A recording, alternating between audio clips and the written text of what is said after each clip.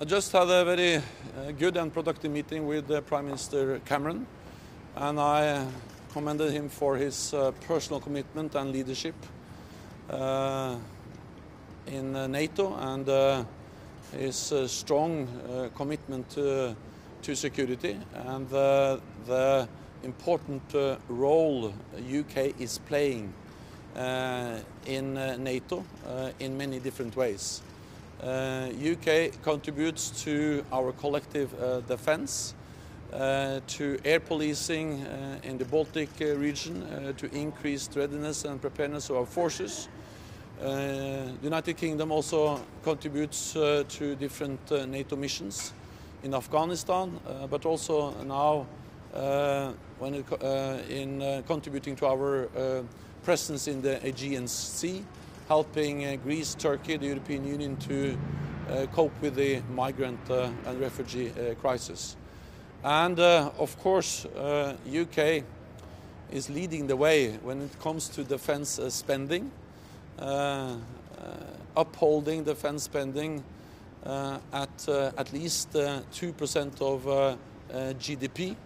That is of great importance, and I welcome the very strong commitment of the United Kingdom to maintain defense spending at this level. We discussed how NATO must continue to adapt to a more dangerous world caused by the threats from ISIL, from proliferation of nuclear weapons, and from a more assertive Russia. And we agree that we should step up both our efforts to fight terrorism, to fight ISIL, but also, of course, to further enhance our collective defense and to work together in missions like the presence of NATO ships in the Aegean Sea and our operation in Afghanistan. We also agreed on the importance of strengthening the cooperation between NATO and the European Union. NATO and the European Union are two organizations which are vital and which are working closely together in many different areas. And I would welcome even closer cooperation between NATO and the European Union. We also addressed many other issues, but I think these are the most important ones. Following your talks today, how confident are you that the Prime Minister has done enough to convince the British people to vote to stay in the European Union in June?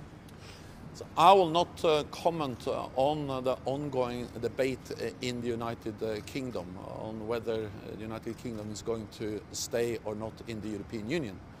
That is up to the people of Britain to decide. But what I can do is to say what matters for NATO. And a strong United Kingdom in Europe is good for our security. It's good for NATO, and I welcome that. And a more fragmented Europe is bad for our security, and it's bad for NATO.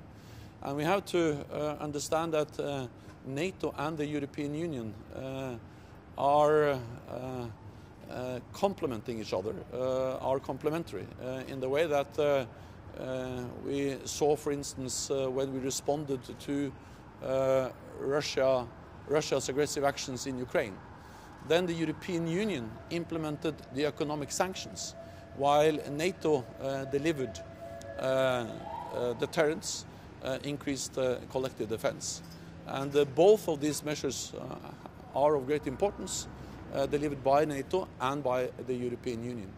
We also see the importance of the United Kingdom being so supportive both inside NATO and inside the European Union, promoting increased cooperation between NATO and the European Union. Thank you, General. Yesterday, Russian fighter jets buzzed a US warship. They came within 9 meters. What is your reaction to that?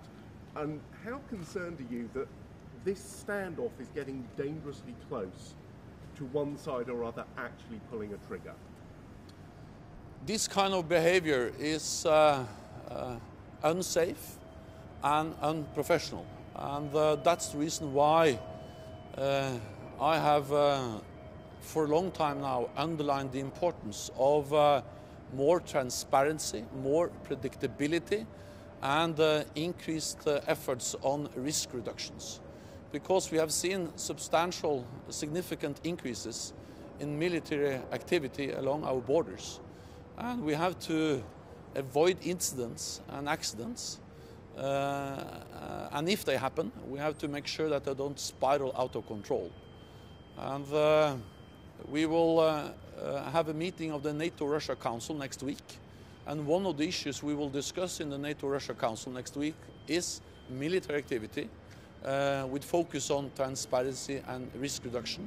And I think the incident we had in the Baltic Sea just underlines the importance of a strong focus on risk reduction and transparency. Does NATO do anything to de-escalate the situation?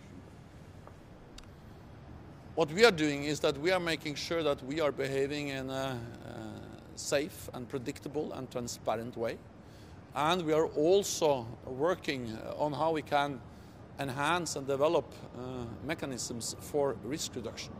This is also something we address in Vienna, where we are discussing in the OSCE framework how to modernize what is called the Vienna document, which is an agreement on how we have transparency, how we have military-to-military lines of communications to make sure that these kind of dangerous situations do not occur.